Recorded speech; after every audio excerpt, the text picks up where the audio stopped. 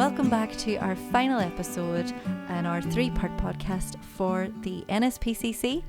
I'm Bridgeen McManus, and it is wonderful again to have you all here. I hope you enjoyed the episode so far.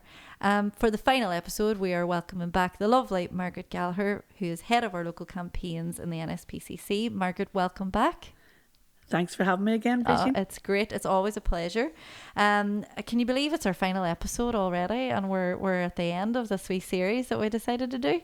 Yeah, I've loved it. It's great being able to talk a bit more at length about what we do and that. So thank you so much for giving us the opportunity. Oh, no problem. I think it's so, I really do think it's so important that people are aware of the great work you do. We all know who the NSPCC are and Childline, but people don't get the time to hear about what you are doing and all the work, and it's important to thank you all for that too, and the work that you do. So it's great to have you here, and time flies when you're having fun, as they say. So it's true that I've had great fun so far. So just kicking off our final episode, we're going to basically touch upon now the positive ways to cope with challenges that young people will face. It's really important, I'm sure you'll agree, that a lot of people learn to have resilience, because we're going to come across a lot of things in our life, and young people will have to learn life skills, especially when they're dealing with finding out who they are, their identity. Maybe they're trying to work out their sexuality, trying to deal with a difficult household situation. So it's all about really ways to cope with challenges. So could you tell us a wee bit about sort of how you as the NSPCC would encourage children to get that resilience and to cope and to deal with things, and how you promote that? Well, I think for us, we listen to children and young people about what concerns them. And as you say, big organisations like NSPCC and the Childline Service, people they think they know our name, but they're not really sure what we do. Yeah. So even for children and young people coming to Childline, they know us, but they're, until they actually get in there, what else we can help you with. Yeah. The kind of things that children and young people talk to us about, and we do publish an annual report every year, which is actually a really interesting thing for Childline. It tells you what the trends are, and sometimes they change. They change over years. So the kind of things, the top reason that young people are contacting us now for the last while is their mental or emotional health. So it's the low self-esteem, lack of confidence, anxiety, feeling sad, feeling low mood. And it can also be things like loss and bereavement. Things not necessarily that people would categorise as maybe things we would deal with, but that's the top reason they come to us. They also come to us to talk about those family and home situations, whether separation, maybe arguments, divorce or conflict. Yes. And they talk to us actually about harming themselves as well, and having those kind of darker thoughts about their own life, which we are there to help with all of that. Yes. I suppose for us, relationships, and we talked about bullying before in the other podcasts and the online world, and even sex and relationships and their gender identity. There's so much more conversation now in public about all these issues, which is absolutely fantastic. Yes. But it's still a difficult thing to actually say, it's me. How do I know? Even within families, historically parents haven't really opened up. Even parents haven't been taught how to have these conversations. Exactly.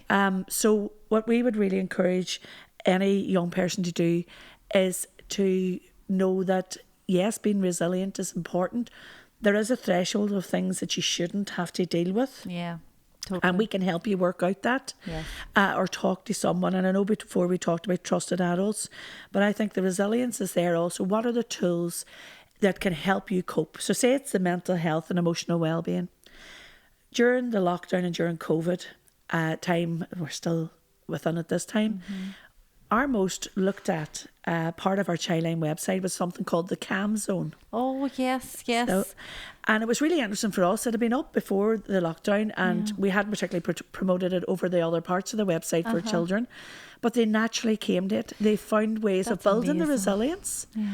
How did they take time out? The tools to take care of themselves, to create a space in their mind that they weren't looking at news 24/7. A lot of children were very affected by the news output. Oh, 100%. And they're also affected by things around the world, the economy, global warming, these kind of things. So it's a place where you can go, and children self-selected to go to that place and learn how to calm themselves, how to understand what anxiety felt like, how to identify it, how to know when they were getting to that place, listening to music. What were the things that work for you? Is it going for a walk within the limitations? Yoga is a big thing, but... And it might be for you drawing, it could be for you reading a book, but it was actually creating a space where you said, right, I have a plan, and a lot of the messages during this time were about adults. Yeah. We didn't really speak directly to children and young people, and they needed us more than anyone. Absolutely. And so what I would say is that it's getting those tools. What is your thing? What is the thing you like to do? Yes. What is the thing that makes you feel good? Yes. And if you haven't worked that out yet, just try things. Definitely. Try them out. Go online, talk to your friends.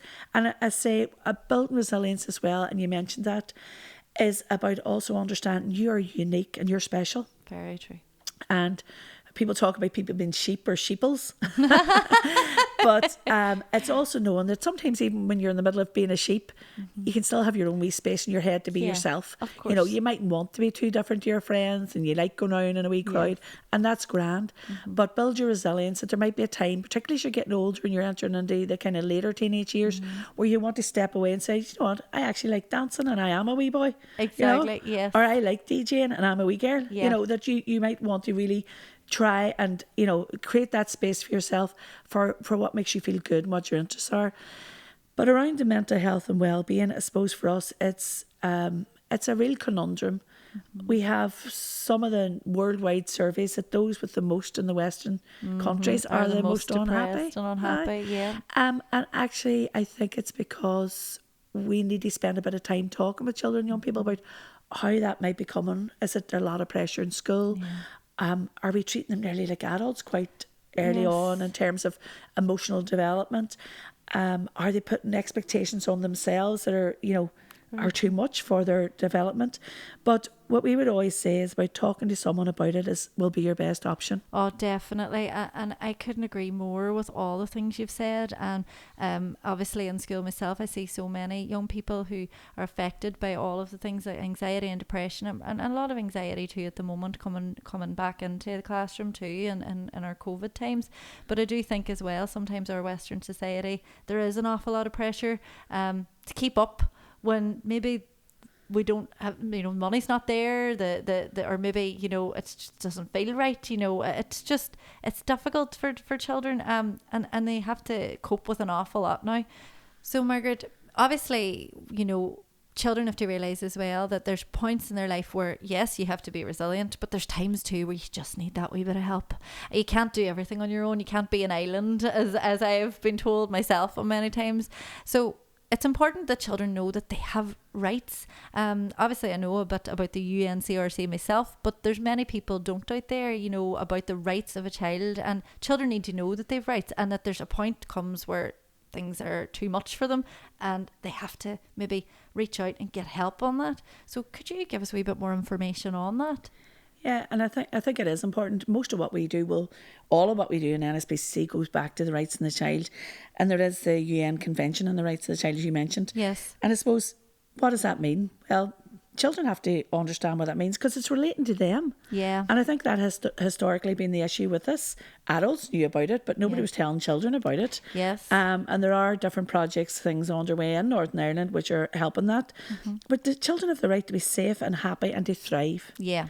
And that means there's the right to, life, to survival and development, the right to have their views respected and to have their best interests considered at all times. So children should be talked to, they should be listened to.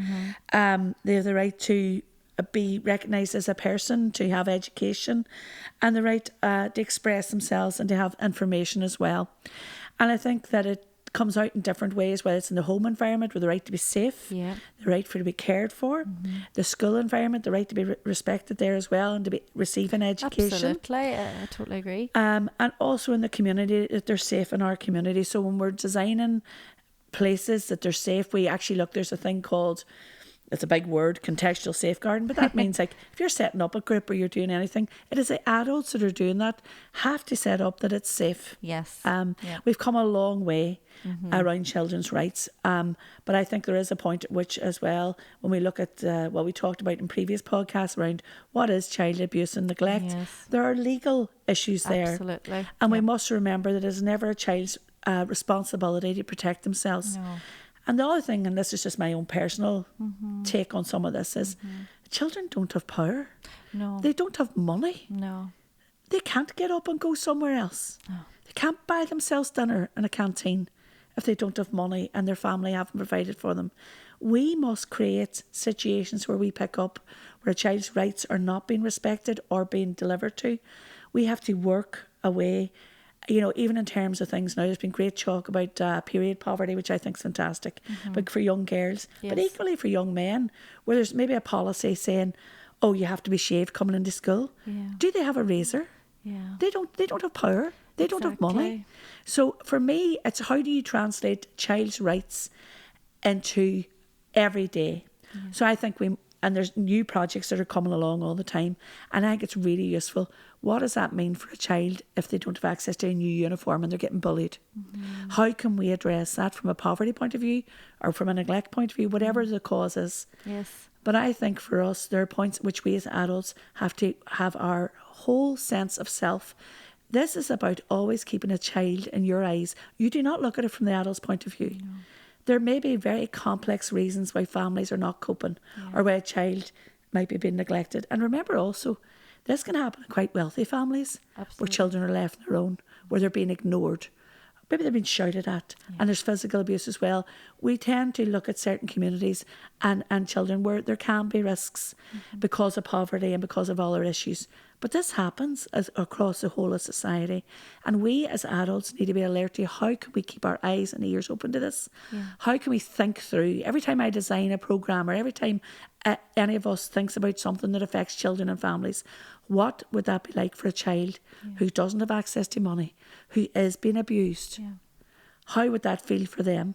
What are we speaking to them about? How do they know our school really, truly wants to listen to them? How do we know our football club, it will be a safe place for them to talk to us? Absolutely. And it's really about making life easier for those children, as you've said, as opposed to adding to the already pressures that they're under. Because if they're under pressure or they're not coping, then asking a child to do something extra upon that, it only adds to the anxiety, to the stress. And I think sometimes maybe adults forget that. And as you say, it's up to adults to be responsible and remember that about the child. Would that be right? Yeah, I think people are very much, they don't want to interfere in other families' lives and they don't want to interfere in community lives and neighbours. But I say, if we keep the child at the centre, how does that child experience this? Is this good enough for that child? Yes. And also, and again, building resilience. Because actually one of the things around, I've been doing awareness raising around neglect, and it's actually really interesting. There's a thing around helicopter parenting, or they call cotton wool parenting, where parents that don't let their children experience anything, they don't let them join a club, they don't let them out and running around the street at an age where it's perfectly acceptable that they go to the shop on their own, that they keep them, they actually don't build their resilience, they don't let them online unless they're right beside them when they're 16. That it's got to the point where to protect them actually nearly inhibits them building their skills. And I suppose we want to build skills for our children and young people. Now, parents could do that for the best reason. It's care and love. Yes.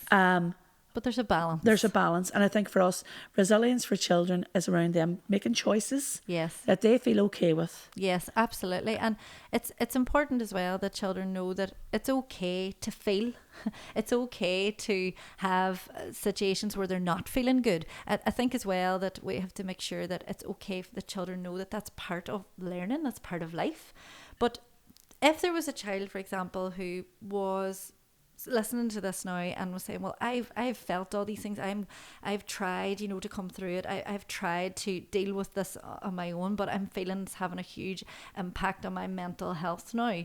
Well, how would, or who would more they talk to in a crisis, and how would they go about that? I know we've obviously got situations where they could talk to somebody in school, but obviously as well they could talk to yourselves. But then there's a lot of child protection as well that goes on, and what could you give them about, like a child listening, a bit of kind of comfort and information of how their information would be used, how they'd be protected, how they could be, what confidentiality would be around it as well? Yeah, because actually for any of us, if we choose to share very private information, we might be afraid what's going to happen. Exactly. We don't know where it's going to go to. Actually, we could feel out of control. And that nearly probably perpetuate the cycle of kind of not being able to cope, the worrying. So it'd be good for them to know how, they could deal with it. And we have talked about trusted adults before and choosing someone you feel safe with. Yeah. But it's also at what time, being prepared to have that conversation. Yeah. Also asking them before you say anything, what can be kept private and what can't. Yes. So we are lucky in Childline, part of the NSPC service. Mm-hmm. Not all the NSPCC has this. Yes. It's only Childline, that we've got a relationship with government that they will allow us to for children to tell us more before we may need to take action without their permission. So for the most part, for the vast majority of children and young people contacting us, we are able to respect that privacy. That's fantastic too. We have a piece on our website that explains that confidentiality agreement, and we will always seek where the risk to that child is so great at that point. We will seek to work with them to get their agreement to go and talk to another agency that might need to come and help them in an emergency. But there are times, there are few times, but there are times where we may need to go and do that because it's not safe. Yeah. And it's not okay. But again, that's clear on our website. Yes. But I think every adult would need to, you could rehearse kind of with a child. Here's what would happen if you told me this information. Definitely. And I know the school sort of scenario is different to the Childline one, because schools obviously, as we've talked about before together, have a different maybe policy where they have to pass everything on for child protection. But if a child that's listening to this didn't feel comfortable going and maybe talking to a teacher because they would have feel it could go around the school or it could go too far, and they wanted to get the things that you've said about Childline are so important that they have a higher level of that confidentiality, and they don't know maybe the other person on the end of the phone or something like that, which is really good too, isn't it? Yeah, but it is a safe space. We obviously are linked in. We don't listen and then go, well, yeah, that's really, really worrying. But we don't know. We know where those networks of other people are. We will talk to you about what might happen. Yes. And I suppose we do sometimes to say there's things we have to do at certain times. Of course. But for the majority of the times, we want the young person to decide that. Yeah. Because we know that will have the best outcome for that young person if they themselves have given us permission and work with us. Now, I have to say, in most cases, children contact us. Also remember that children contact us like things like their hamsters died. And they're really sad. Yes, of course, exactly. So I think the only is what I wouldn't want to say is that people can contact us because children have contacted us because they've done very well at school. And that's lovely. But they've nobody at home to tell. That's heartbreaking. Now you've said that, I didn't realise that there was a but that they're telling you because they've no one else. That's so sad. But they're fine. But isn't it great that you are the person that they think will tell, that they know that they will get what they need from yourselves. That's a really, really big compliment to you as an organisation. And I think for us, it's like we will be there, and even children call up and they might be doing what they used to call testing calls, but and I know this, that for a child to verbalise their private life. Yes. And from a child's point of view, even adults find that difficult. I was just about to say that. And adults find talking about themselves as excruciating at times. We put ourselves in a child's shoes. Yeah, and things like their sexuality and that, it can be very hard to talk with parents about that, or about being attracted to people and things. It just be something that's just not talked about. So those are the kind of things that I think really coming to us help as well, and also realising that everybody's different, because very much so. It's a bit like what's a classic line and Dairy Girls about buying her wanting to wear the denim jacket, like, and she was only didn't really want to be an individual, you know. I want everybody, and it's a bit like that, you know, that's all part of growing up, testing out where you are, who exactly, you are. who you are, and that Who takes am I? time. Exactly, and I think that young people have to realise that you're going to learn about yourself not just when you're a teenager. You're going to learn about yourself in your 20s, your 30s, your 40s, your 50s. Yeah. It's a process, and that is okay. And I think young people think that, oh, I'm different, or I don't like that, or that makes them different or strange. No, it makes you an individual, as you said, and that's really important. In terms of like people calling you, you know, ringing you up, and you've touched upon that already, but is there a story or a success story that you've had where there's somebody who's contacted you, a child who's been really, really finding it difficult to cope? Maybe their mental health has not been good, and they've contacted you, and they've come out the other end of it and been able to say that to you. Have you had any stories or any, obviously with confidentiality in mind, but I have to say we get it every day on Childline. We get Really? posts every day. That's lovely. We get messages back every day, private messages from young people. Things they're saying like, I don't know what I would have done without you. Thank you for helping me see the world and everyone in it through a different perspective. Yeah. Thank you ever so much for being helpful to me. That you're inspiring me. And we need more loving, caring people in the world. So, you know, we wouldn't keep doing what we're doing if young people didn't tell us. Yeah. Tell us what we're doing right. Yeah. But we're actually very open to telling us what we're doing wrong. But that's good too, because You know. you're always wanting to improve and you're wanting to help, and that's a good thing. Yeah, there's a part of the Childline site where we seek feedback all the time while we're testing out something new or different themes that we're not covering. Yeah. You know, the world has changed, even in terms of, we look at things like sexuality and gender identity. It's evolving all the time.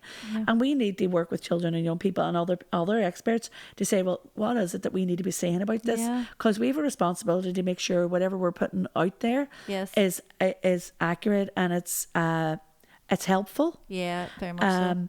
And we need young people to tell us when we're doing, you know, what's good about what we're doing and what we might do differently, you know. So, but I mean, we get that feedback every day. I can't, if you think about, we get so many million hits a year on our website. We talk to hundreds of thousands of young people, and over the years, millions. And even adults, it's interesting, adults will share they've talked to us as children. So that's how long we're going now. But I think for us is that every one of those interactions, whether it is the child whose hamster died or the person who needed immediate safety, every contact is important. Because if it feels important to a child, it's important to us. Absolutely. And it's sort of like a counselling as well is something that is so important. And I do feel in a way you provide that sort of that listening space, that safe space and that advice. And I feel that, I don't know if you'll agree, but sometimes it just takes one person on the other side of a phone to tell you it's okay and that everything's going to be okay and that you're not alone and you're normal to feel this way. And even one conversation like that can change a person's life, especially a child. Yeah, that's exactly what we hope, you know. And I suppose we reflect a lot on what we do. We listen to children and young people. We have to, because we are never going to be in that child's shoes. We have to listen and hear what is going on for them. Our volunteers also are able to hold that. So if a child wants to speak to us, great. If they want to be there in silence for a while and maybe only have a few words with us, if they want to talk for a longer time, if they want to message us, they want to send us a picture through their locker, they can actually draw. I talked earlier on. There's places where they can go and draw. If they can't verbalise it, draw something. Absolutely. Then when you go on with, you get through to someone, they're able to access that and see. So we're trying to, and listening to children, young people, how are we evolving? We've got an app. We just have to keep evolving and listening. The feedback is lovely, and it's so good, as you say, to be getting positive feedback, but also you're glad to get feedback too that helps. But it's clear from the lovely feedback that the Childline is working and it is a success story, and that's lovely to hear. And it's good that people listening and children listening can know that they can, hopefully they'll be one of them people saying that back to you as well if they avail of that service. moving on now just to one of the campaigns. We have touched upon this when we were talking earlier together. You've got a great campaign called Nobody's Normal. I think it's a brilliant, a great campaign. There's a great sort of slogan that goes along with it. Would you like to share it and give us a bit of more information about that?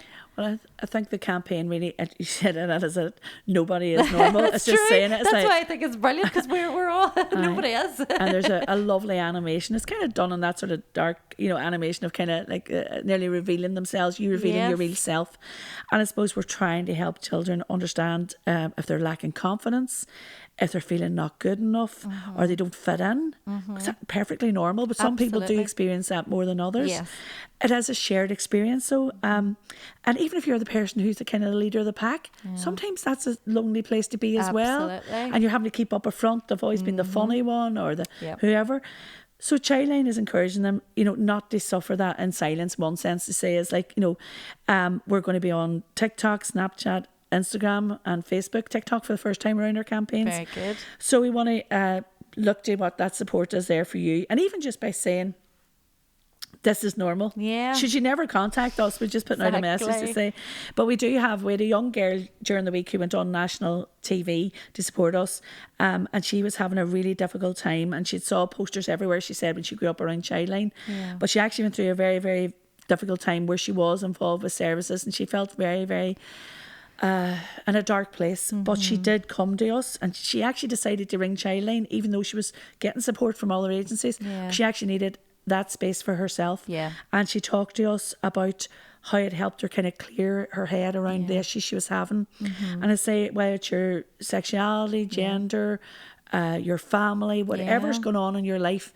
And as you say, everybody thinks everybody else is, living through. And we know through social media, those, nobody takes pictures when they're bored or, it's downtime. Portraying the perfect life, which that's not normal. Everybody has something going on in their lives, and I don't think young people realise that. Somebody maybe has addiction, as you said, family issues. Somebody maybe is there's could be domestic abuse, there could be bullying, there could be economic reasons, and as you say, a big one too, sexuality as well. And a lot of people be thinking about that and then think not wanting to talk about that, and it's so important you do.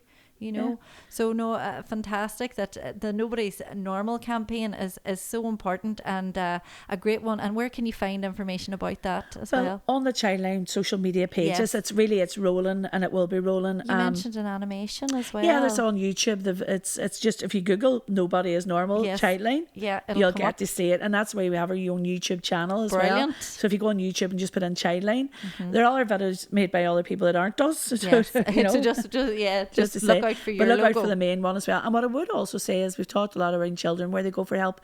There is a part of our adult website, the NSPCC website, that is a section around talking about difficult topics to children. So for parents who don't have the words, for carers, for grandparents, whoever's in that child's life, and you want to maybe address an issue, or you think you want to talk to maybe their mental health and well-being, we have lots of tips about how you open up those conversations.